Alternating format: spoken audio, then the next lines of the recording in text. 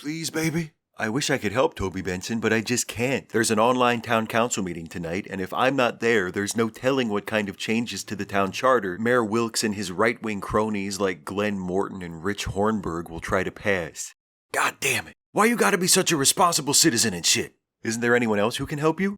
Not tonight. Jack and Squirrel are laying low till the heat blows over. Hans is teaching a night class on Zoom. Millicent is in her room on some kind of conference call for the HURT. Wilhelmina is at Pete's making food for people who ain't been able to get out of the house lately, and Prospector George is helping her out by delivering meals. You are my last best hope, baby. I'm sorry, I really am. Why are Jack and Squirrel having to lay low again? Jack burned down a liquor store last night and Squirrel was with him at the time. I am a little shocked Squirrel would be party to something like that. They was just out on a supply run for the office, baby. She didn't know Jack was going to burn down the liquor store. It was just one of those things. I see. You know, there's someone else you haven't mentioned who might be able to help you out. Yeah, baby. I know. So tell me again why this is a two-person job? Because the person I'm watching is in this house down the block, baby, and if they leave, I need to go where they go, which means I need to sit on this door night and day until they step their ass outside, which also means I might need you to take over for me if I have to get some sleep later on. Does that make sense? Yeah, that makes sense. It's just that, you know, on the cop shows, stakeouts never seem like they take very long. Like, Sipowicz is sitting there in the car, Simone shows up with coffee, they sip some coffee, banter for a minute, then Sipowicz is like, here's our guy, and they're off to the races. Or, like, remember in Point Break, when Johnny Utah and Pappas are watching the bank and... Point Break shit don't happen in real life, baby. Besides, even then, did you notice that shit was a two-man job? Sure, but I figured that was just a dramatic device, so they could talk to each other in order to reveal character or move the story forward. Uh-huh. Well, this ain't moving no story forward, and it ain't gonna be no quickie, couple sips of coffee and we're out of here type deal. We might be here all night. Not a problem. Happy to help any way I can. So, tell me again why you wanted to use my truck? I followed this same guy a few days ago, and there's a possibility he might have made me, so I didn't want to park my van on his block. He ain't never seen your truck before, so we should be good. How'd you get made? Shit happens, baby. Everybody gets made sometimes. Seems like a sharp enough PI ought to be able to avoid it. It ain't always that simple. Magnum wouldn't have gotten made. Everybody gets made, baby. Michael Knight wouldn't have gotten made. Michael Knight ain't even a PI, baby. He works for the Foundation for Law and Government. Besides, he's got a talking car with radar and shit, so he can follow people from like a mile away. Maybe you need to do some Knight Rider shit for this case. If I had a talking car, you think I'd need your ass to back me up tonight?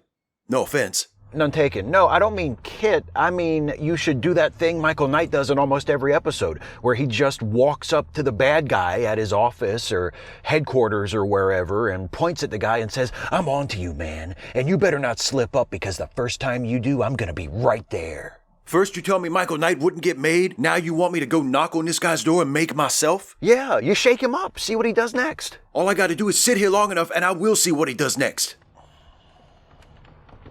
So, if we end up staying here all night, and you have to sleep, does that mean I'll need to take over for you? I said that already. Yeah, baby, that could potentially happen. In that case, I should probably try to get some sleep, so I'm rested and ready to go if... Get some sleep. Good idea, baby.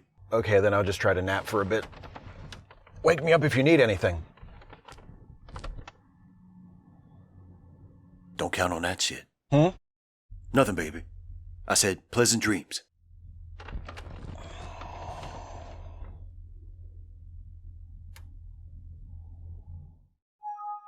Finally, the call you're trying to enter has been locked.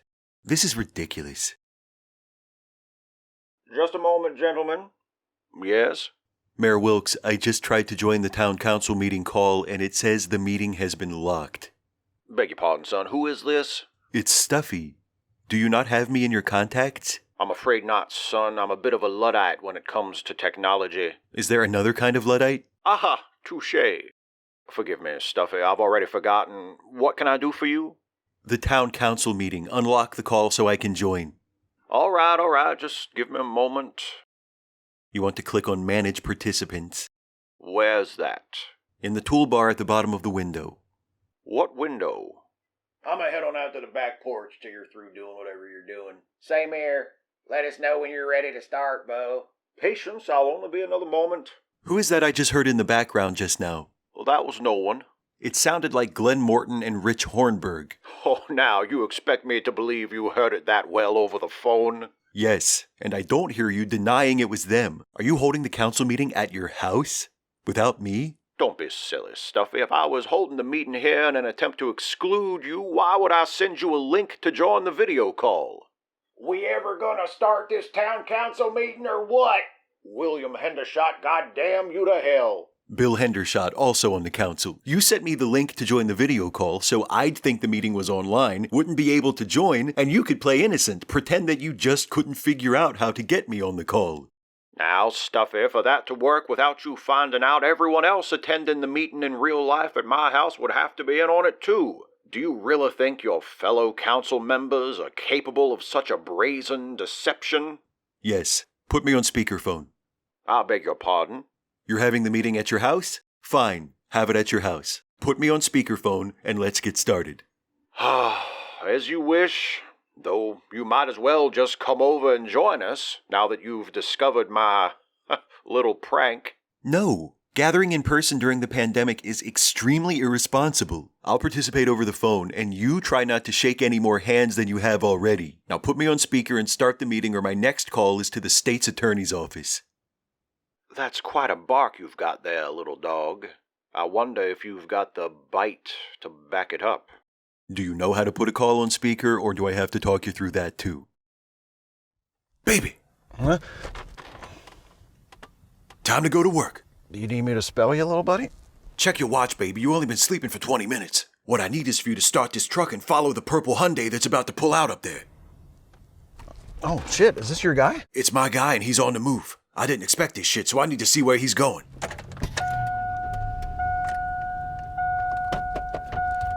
There he goes. Okay, give him a few seconds to get ahead of us. All right, go, baby, go.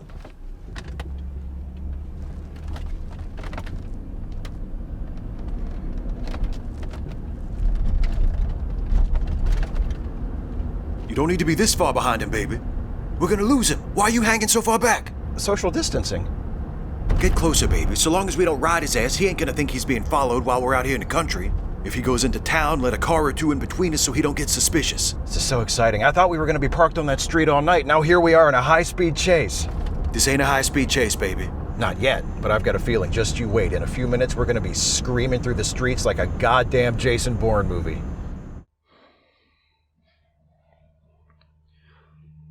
How long has he been in there? About an hour. He should not be going to visit people. We are under a stay-at-home order. Something tells me he ain't too concerned with helping out during a public health crisis. What is this place anyway? Why is he here? I don't know, but it's about time I found out. Michael, Devin's calling. Yo, Devin! Michael, as your current route back to the Foundation will take you past the Burger King on Fair Oaks Avenue, would you mind popping by the drive-thru window and acquiring me a Whopper sandwich? I'll reimburse you, of course. You got it. I could use a delicious flame-broiled Whopper myself. Let's get to Burger King on the double, buddy. That's the third time in this episode they've mentioned Burger King. Was there a product placement deal or something? How dare you question the integrity of the finest series featuring a talking automobile to air on NBC since My Mother the Car? You're right, I'm sorry. I don't know what I could have been thinking.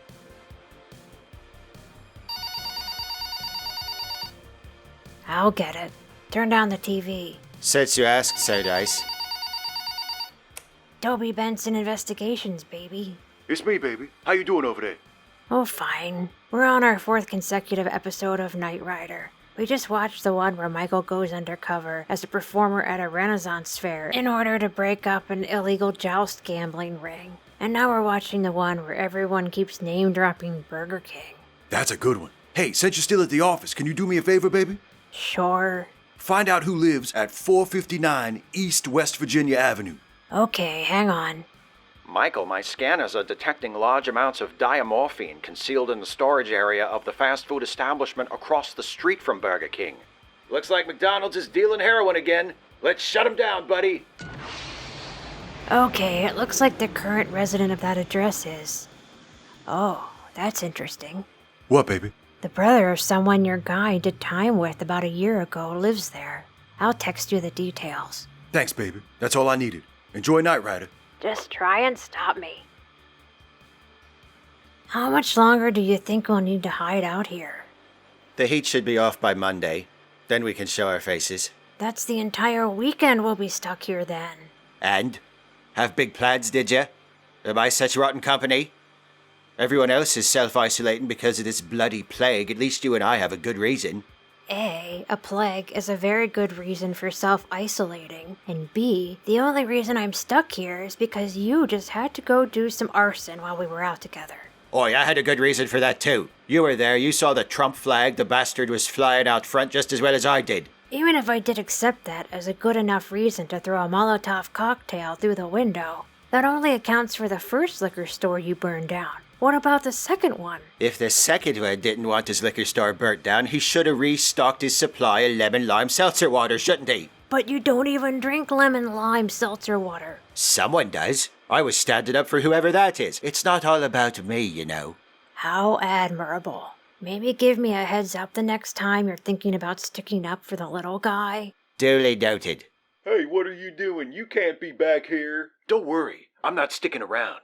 You might think you're hot stuff, the shift manager at a McDonald's franchise, but I know two things. One, you're selling smack out of this restaurant and I'm gonna nail you for it. And two, the Whoppers they sell across the street are superior to your Big Macs in every way. Now I'm gonna go.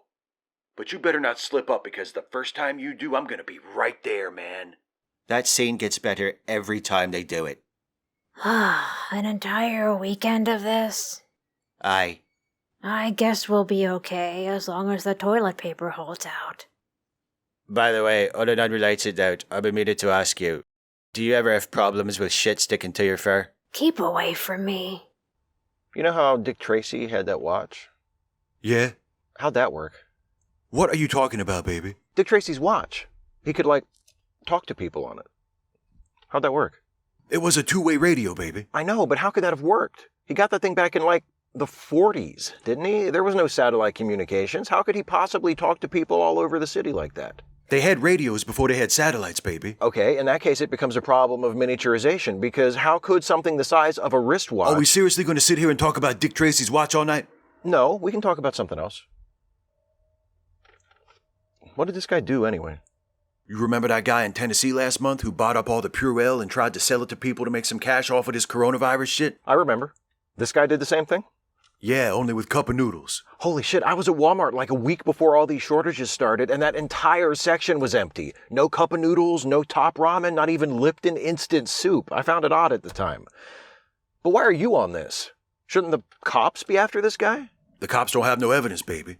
The guy used a bunch of dupes and go-betweens to buy the noodles. We only have him on one security camera from the Walmart off Route 40 buying a not unusually large amount of top ramen. I was hired to follow him around until I locate the stash. Hired by who? By his former business partner. They went in together on buying a cup of noodles, but this guy double-crossed him, stole the noodle stash, and went into business for himself. So the guy who hired you is just as much of a crook as the guy you're following? Correction, he would have been just as much of a crook, but he got fucked before he had a chance to start selling off the noodles. But he still put in half the money to buy all those noodles in the first place. He still helped to create the shortage. You really think I don't have that covered, baby? When I took the case, part of the deal was that, in addition to my fee and expenses, as payment in full, he had to donate the noodle stash to the Mid-Atlantic Food Bank. What's that? Never mind. The point is, I'm gonna make it right, but first, I need to find those noodles. Hold up, somebody's coming out. Damn, I can't see his face. He's wearing the same clothes he had on when he went in, but it might be a decoy to throw me off the track. Turn your ass around, baby. Does your guy have any distinguishing marks? No, but the guy who lives at this address has got a birthmark shaped like Pennsylvania on his left cheek and a tattoo of Cartman on the right side of his neck. Okay, get down out of sight. What are you gonna do, baby? Just get down. Birthmark? Tattoo? That's him. Okay, he's in the car. You can get up. You're sure it was him, baby? I'm 100% on the Cartman tattoo. Pretty sure about the Pennsylvania birthmark, though I didn't get a real good look. It might also have been Kansas. Good enough for me. Time to punch in, baby. What are you doing? He wants me to follow his decoy, so instead I'm gonna go in there, beat the shit out of him, and find out where that noodle stash is at. Right, but what's with the... PPE, baby. I don't want to catch nothing. Hey, while I'm doing this, call Wilhelmina and order me a meatball sandwich. I'm getting hungry. Okay. Get yourself something, too. Be right back. Pete's Tavern. Hey, Wilhelmina. It's Steve. Are you still open? For takeout or delivery? Why? Can I get you something? Yeah, I'm with Toby Benson on a stakeout, and... Knock, knock, motherfucker! Where they at, baby? Where them noodles at? Where them noodles at, baby? I was wondering if I could get us something to eat. Absolutely. Give me your order and tell me where you're at, and I'll have Prospector run it out to you ASAP. Lord, I hope it ain't too far. I've been getting my exercise today. Okay, Toby Benson wants a meatball sandwich, All right. and I'll get a black bean burger with the works and a side of fries. How about to drink? Just give us a couple of sweet teas. All right, is that it? That's... Hey! You ordered my meatball sandwich from Wilhelmina yet, baby? Hold on. Not yet. I'm on the phone with her right now. Well, I'm working up an appetite, baby. Get me two. Did you get that? Got it. Where them noodles, baby? Come here. Come back. Where you going? You can't run faster than me. You can't run faster than me, baby. Where you at? Where you going? Where you going? Come where the noodles are, baby. Come where the noodles are, baby. Come on. Hey folks, thanks for watching, and now I turn the proceedings over to the one and only Millicent. Greetings, humans! If you enjoyed this video, please click like, share the video, and subscribe to this channel. And consider helping us to make more videos by supporting this channel with a monthly donation through Patreon. Go to www.patreon.com/Steve Shives to become a patron. Thank you, Millicent, and let me just take this opportunity to say that I realize you were not in this episode, apart from this bit, and for that, I humbly apologize. Maybe next time your humility will inspire you to include me in the show! Well, regardless, I don't think you have to worry. It's not as if the audience is going to forget about you if you miss one episode. Oh no? No, you're a breakout character. Is that right? Perhaps humans have better taste than I give them credit for. Oh, gotta wrap this up. Masked Singer starts in 10 minutes. Or perhaps not.